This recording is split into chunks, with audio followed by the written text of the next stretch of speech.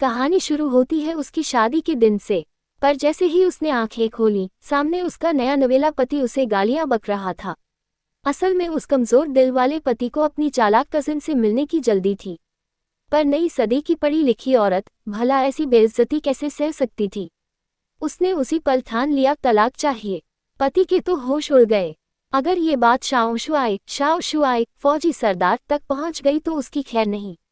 वो बिना बताए भागने ही वाला था कि अचानक सामने से खुद शाओ शुआई आ गए। मजबूरन औरत ने उनके सामने तलाक की बात छेड़ दी। पर ट्विस्ट यहाँ आता है, पति ने तुरंत पलटवार किया। उसने झूठा आरोप लगा दिया कि वही औरत उसके जान बचाने वाले के खिलाफ है।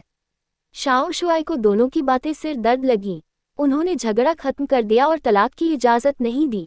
औरत और पति घर की ओर लौटे। रास्ते भर पति बकबक करता रहा, लेकिन इस बार औरत का सब्र टूट चुका था। उसने गुस्से में उसे धक्का मारकर कार से बाहर फेंक दिया। घर में उसकी सौतन जैसी चालाक औरत ग्रीन टी टाइप पहले से ही बैठी थी, इसलिए नायिका ने घर न जाकर सीधा एक डांस क्लब की राह पकड़ ली। वहीं उसकी किस्मत ने उसे गोलीबारी के बीच में धकेल दिया। वो डर के मारे कोने में छिप गई, पर अचानक उसकी गर्दन पर ठंडी बंदूक की नली टिक गई। वो झुककर कमजोर दिखाने लगी, मगर चुपके से अपने बालों से चांदी की सुई निकाल ली। तभी जैसे ही उसने पलटकर देखा, उसके पीछे और कोई नहीं बल्कि खुद शाओ शुआई खड़े थे। उसी वक्त पीछे से दुश्मन ने वार किया और औरत ने बिना सोचे सुई चला दी। लेकिन फिर भी शाओ शुआई एक गोली से घायल हो गए। हालात बिगड़ रहे थे। अगर खबर बाहर गई तो पूरा शहर हिल जाएगा। शाओ शुआई खून से लथपथ थे और बिना इलाज के उनकी मौत तय थी। अब वो औरत जिसका पेशा ही जान बचाना था, मुंह फेर नहीं सकती थी। उसने तुरंत उनकी कमीज फाड़कर सुई से इलाज शुरू कर दिया। पर शाओ शुआई का शक अब भी बना हुआ था। उसने उसे घूरते हुए कहा, अगर कुछ गलत किया तो जान से मार दूंगा। औरत ने ठंडी सांस भरते हुए कहा, चिंता मत करो, तुम्हारी जान अभी मेरे हाथों में है।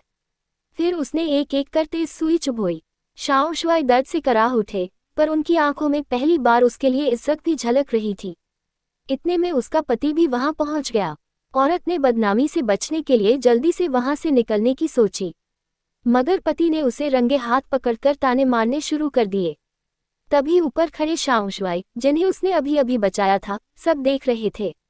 वो तुरंत नीचे उतरे और कहा, बस अब और बर्दाश्त नहीं। यहीं से खेल पलटना शुरू होता है।